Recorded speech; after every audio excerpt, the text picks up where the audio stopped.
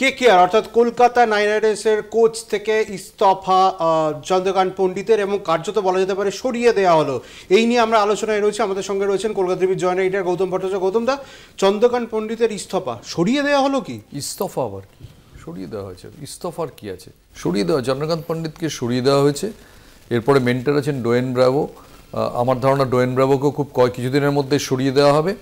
এবার আমরা অনেকে ভেবেছিলাম যে হয়তো রবি শাস্ত্রীকে কোচ হিসেবে তারা অ্যাপ্রোচ করবেন, কিন্তু রবি শাস্ত্রী করে অ্যাপ্রোচ করবেন না। তার কারণ হচ্ছে যে রবি শাস্ত্রী যদি চলে আসেন, রবি শাস্ত্রীর মতো করে পুরোটা করতে চাইবেন, সেটা আমার মনে হয় না যিনি সিইও আছেন ভেঙ্কি মাইসোর তিনি মেনে নেবেন বলে।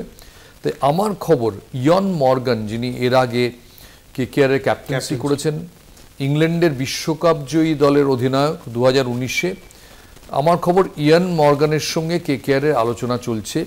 যদি ইয়ন মর্গান নাও হন, কোনো বিদেশি নাম হবে, দেশি কোনো কোচকে হয়তো কেকেআর করবে না। এখন অবধি তাই পরিস্থিতি।